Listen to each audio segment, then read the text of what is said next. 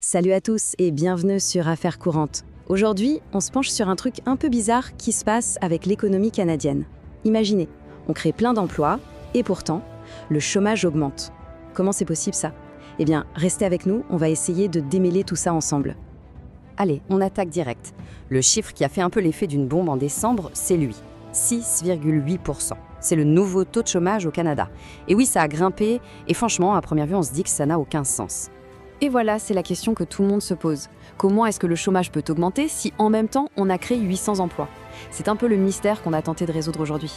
Ouais, c'est vrai qu'au premier abord, les chiffres ont l'air de dire une chose et son contraire. Un peu comme si on lisait le titre d'un journal et juste en dessous, un autre titre qui dit l'inverse. Alors, on va enfiler notre casquette de détective et plonger dans ce mystère économique. Regardez ça. C'est tout simple, mais ça montre bien le problème. D'un côté, on a la bonne nouvelle, 8200 jobs de créés. Ça, c'est top. Mais de l'autre, la mauvaise nouvelle, le chômage qui monte. C'est vraiment l'histoire de deux forces contraires. Et c'est en comprenant cet équilibre bizarre qu'on va tout piger. Alors, pour piger le pourquoi du comment, on va utiliser une image que tout le monde connaît, le jeu des chaises musicales. Vous voyez où je veux en venir? Eh bien, figurez-vous que c'est exactement ça qui se passe sur notre marché du travail. Il y a de plus en plus de monde qui arrive au Canada ou qui finit ses études, donc plein de nouveaux joueurs qui veulent participer au jeu. Le hic, c'est qu'on n'ajoute pas assez de chaises, c'est-à-dire d'emplois pour tout ce monde. Résultat, même si on ajoute quelques chaises, il y a forcément de plus en plus de gens qui restent debout à la fin de la musique. Et là, les chiffres parlent d'eux-mêmes. C'est assez spectaculaire. Regardez cet écart énorme. D'un côté, on a 73 000 nouvelles personnes qui se sont mises à chercher un travail en décembre, et de l'autre, seulement 8 200 nouveaux postes disponibles. Le calcul est super simple, il n'y a pas assez de place pour tout le monde. Et c'est exactement ce que nous dit l'économiste Claire Fan. En gros, tous ces nouveaux arrivants sur le marché du travail, l'économie n'a pas pu leur trouver une place. C'est ce décalage qui fait que le chiffre du chômage grimpe. Voilà, le premier indice de notre mystère est résolu. Mais ce n'est que la moitié de l'histoire. Ok, donc on a compris qu'il y a plus de joueurs que de chaises.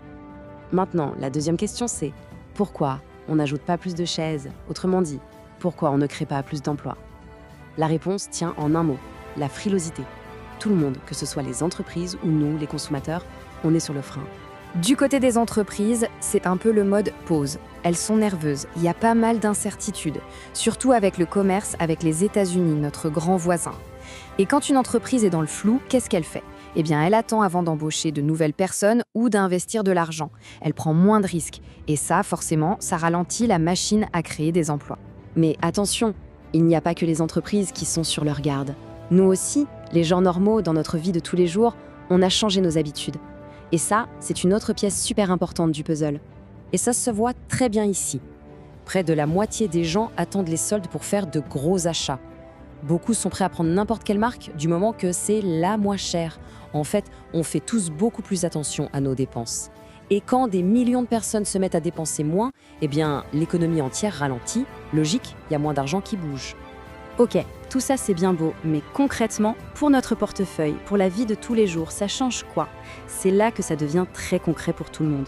Ce chiffre, plus 20%, il peut faire un peu peur. C'est l'augmentation que risquent de voir sur leur paiement d'hypothèque beaucoup de Canadiens qui vont devoir renouveler leur prêt en 2026. C'est énorme.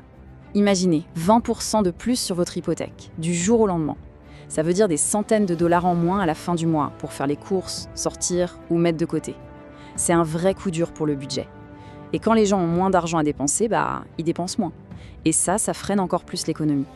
Et dans tout ça, il y a un groupe qui trinque encore plus que les autres, ce sont les jeunes.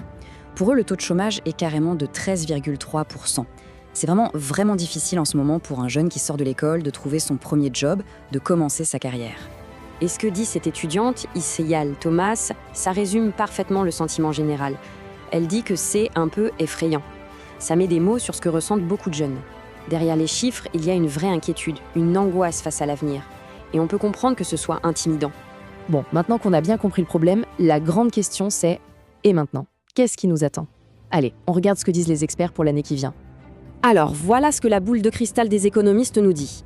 La croissance de l'économie va rester plutôt molle. Le point positif, c'est que le chômage pourrait baisser un petit peu.